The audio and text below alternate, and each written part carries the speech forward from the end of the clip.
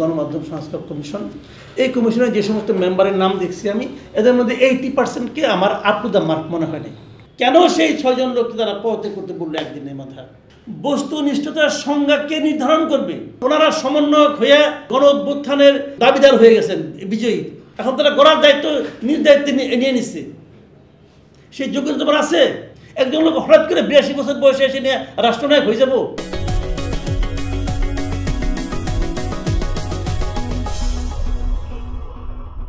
গণমাধ্যম সংস্কার কমিশন, এই কমিশনের যে সমস্ত মেম্বারের নাম দেখছি আমি, এদের মধ্যে 80%কে আমার আপ টু দ্য মার্ক মনে হয় না, ইনক্লুডিং চেয়ারম্যান।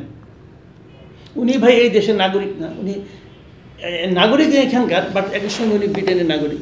উনি ব্রিটেন থাকেন, ওখানকার পশ্চিমা গণমাধ্যম সম্বন্ধে ওনার ধারণা আছে।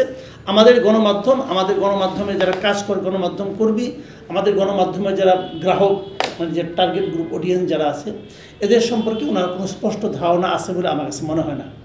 এই লোকটাকে এখানে নির্বাচিত করাটাই ভুল হয়েছে। এটার মাধ্যমে ডক্টর ইউনূস সরকার আবারও প্রমাণ করছে ওনারা যোগ্য লোকটাকে চেনেনি না। কাকে দিয়ে কী কাজ হবে এই সরকার বোঝে না, ইউনূস সাহেব বোঝে না। বুঝলে পরে এই সমস্ত আবল তাবল লোকের উপদেষ্টা বানাইতো না। এটা হলো একটা বিষয়।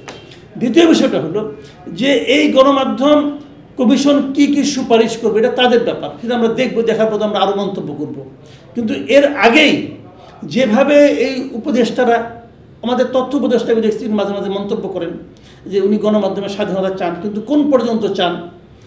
এটা গণমাধ্যমকে অবশ্যই বস্তুনিষ্ঠ হতে হবে, এটাও বলেন উনি। আবার এই যে সমন্বয়ক যারা, হাসনাত সাহেব দেখলাম যে সময় টিভির যে মালিক পক্ষ তাদের সঙ্গে দেখা করছেন, দেখা করে উনি কী বলছেন, কারো তালিকা দিয়েছেন কি দেন না সেটা আমি জানি না, কিন্তু আমরা দেখেছি উনি দেখা করার পরে 6 জন লোককে ওখান থেকে সরানো হয়েছে, এবং 6 জনই খুব সিনিয়র লেভেলের লোক। এটা কি নিশ্চিত যে নিশ্চিত 6 জনকে সরানো হয়েছে, সে তালিকা আমি পেয়েছি, এবং তারাও বিভিন্ন মিডিয়াতে বলছে যে আমাদেরকে বলছে তোমরা পদত্যাগ করো, তারা পদত্যাগ করছে। ওয়ালটনের পণ্য কিনে জিতে নিতে পারেন নগদ 20 লক্ষ টাকা। Double million offer, Walton fridge কিনে পেতে পারেন 20 লক্ষ টাকা, রয়েছে কোটি কোটি টাকার নিশ্চিত উপহার। কি কারণে পদত্যাগ করতে বলছে?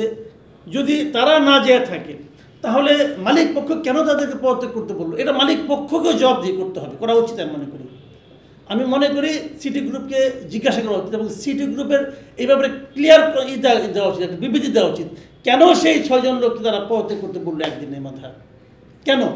তারা চাইলেই পারে না? হ্যাঁ পারে। আপনি বলবেন যে আমি কোনো আইন কোন মাইনে, আমার ইচ্ছা টাকা আছে, আমি মালিক, আমি করবো না। আপনি সেটা করতে পারেন না, করলে আপনি অপরাধী হবেন। আপনি মানুষের চোখে আপনি অন্যায় করছেন, আপনি অমানবিক আচরণ করছেন, আপনি অমানবিক আচরণ করতে পারেন না। এটা হলো একটা দিক। আর দ্বিতীয় দিকটা হলো যে জিনিসটা নাকি ওই হাসনাত আবদুল্লাহ, যার বিরুদ্ধে অভিযোগ উঠেছে, উনি বলেছেন যে উনি গিয়েছেন এবং উনি ওনার বিরুদ্ধে এই টিভি কী করছে, এর আগে কী করছে, তার আগে কী করছে, সমস্ত কাহিনী বলছেন উনি। এই কাহিনী বলার জন্য আপনার ওই অফিসে যাওয়ার দরকার পড়ে না, আপনি বাড়ির থেকে বলেন। আপনার ওখানে যে কেন বলতে হবে? আপনি যে যখন বলেন, এবং আপনারা যে কাজ করছেন এখন সারাদিন, সচিবালয়ে যাচ্ছেন, এই তদবির করছেন, ওই সালিশি করছেন, এগুলির মাধ্যমে সেই সমস্ত ব্যবসায়িক প্রতিষ্ঠান এক ধরনের চাপ অনুভব করে।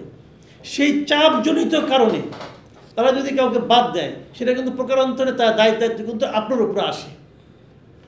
হাসনাত আবদুল্লাহকে আমি একটা কথা বলবো, ভাই এটা আপনি পারেন না। এবং উনি আবার বলছেন যে উনি নাকি কঠোরভাবে মুক্ত সাংবাদিকতার পক্ষে।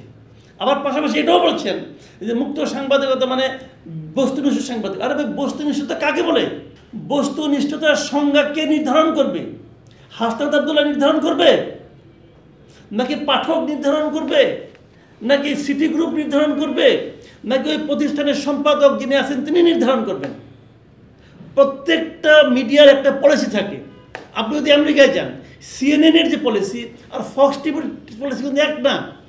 যে জিনিসটা সিএনএনের কাছে বস্তুনিষ্ঠ, সেই জিনিসটা কিন্তু ফক্সের কাছে বস্তুনিষ্ঠ না। এটা আপনাকে বুঝতে হবে।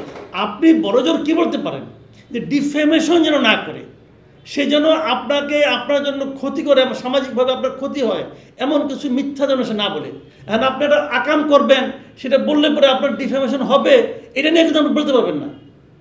আমি যদি আজগুবি কথা বলি, সেটাতে যদি আপনার ক্ষতি হয়, তখন আপনি বলতে পারবেন। এইটা হাসনাত সাহেবের কাজ না। এখন ওনারা সমন্বয়ক হয়ে পুরা মানে গণ অভ্যুত্থানের আপনার দাবিদার হয়ে গেছেন, বিজয়ী। এবং দাবিদার ওনারা কেউ কয় না, ওনারা নিজ দায়িত্বে হয়ে গেছেন।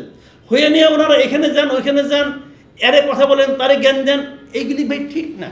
মুক্তিযুদ্ধের নেতৃত্বের সামনে থেকে একে দিছে, তাজউদ্দিন আহমেদ দিছে, ওসমানী সাহেব দিছে, 7 জন সেক্টর কমান্ডার দিছে, দেয় নাই তো কি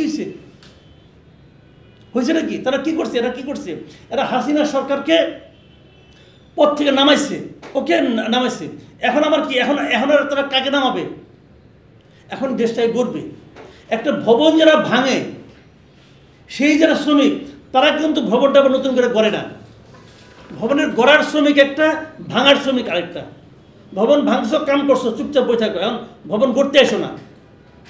এখন তারা গড়ার দায়িত্ব নিজ দায়িত্বে নিয়ে নিচ্ছে। সেই যোগ্যতা তোমার আছে, তোমার ভাঙার যোগ্যতা আছে, তুমি ভাঙছো, okay fine, thank you very much. ভবনটা যে বানাইতে পারবে সে আর্কিটেক্ট তুমি না। এইটা এরা বুঝতে চাচ্ছে না। গাইড হাতে হাতুড়ি আছে, বলে এই হাতুড়িতে বাইরে বিল্ডিং ভাঙছি, অতএব বিল্ডিং আমি হাতুড়িতে বাইরে উঠাবো। এটা হয় না, এবং তারা সেটা ওই কাজ করতেছে। তাদের বিরুদ্ধে কি হচ্ছে না না এরকম আলোচনা আমরা শুনতে পাচ্ছি। আমার কাছে নিজের কাছে অনেক প্রমাণ আছে। এরে যায়, তারে যায়, এই কাম করে দেবো, ওই কাম করে দেবো বলে, আপনার কাজ করতে হবে সচিবালয়। আমি বলে দিচ্ছি, মিডিয়ার কাছে তারা যাচ্ছে, মিডিয়াকে বলতেছে আপনি সিরিয়াল উপরে উঠে দেবো, আমাকে 20 লাখ টাকা দেন, 15 লাখ টাকা দেন বলতেছে। কাজে এগুলি বলে লাভ নাই ভাই, এইগুলি প্রকাশিত হচ্ছে অলরেডি, অনেকে বলা শুরু করছে কিন্তু। কাজে বি কেয়ারফুল।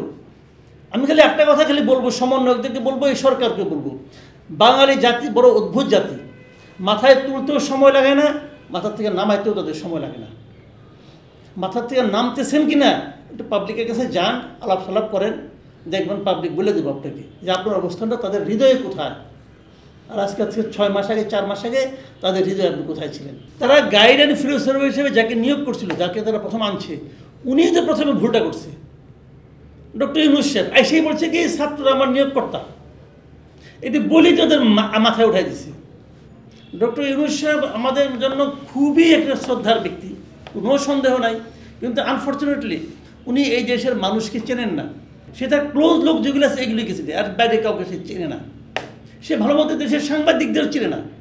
সাংবাদিকদের মধ্যে ওই যে প্রথম আলো গ্রুপকে চিনে, প্রথম আলো, ডেইলি স্টার এদেরকে চিনে, আর যারা ইংরেজি সাংবাদিকতা করে তাদের 2জনকে চিনে, আর কাউকে সে চিনে না। উনি তো মানে ওই গ্রামীণ ব্যাংকে যেভাবে তারা পোর্ট্রে করতে বিভিন্ন বিদেশের কাছে, সে একই স্টাইলে গেছে।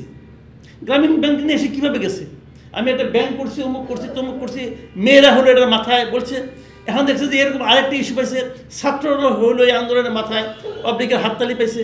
এই বেসিক্যালি একটা শুই না, উনি একজন very good PR person, but রাষ্ট্রনায়ক যদি যে চিন্তা ভাবনা, এটা ইউনূস সাহেবের মধ্যে আপনি আশা করেন না রে ভাই, করেন না। ওনার কোনো এক্সপিরিয়েন্স আছে এই সমস্ত ক্ষেত্রে নেই তো। একজন লোক হঠাৎ করে 82 বছর বয়সে এসে নিয়ে রাষ্ট্রনায়ক হয়ে যাবো?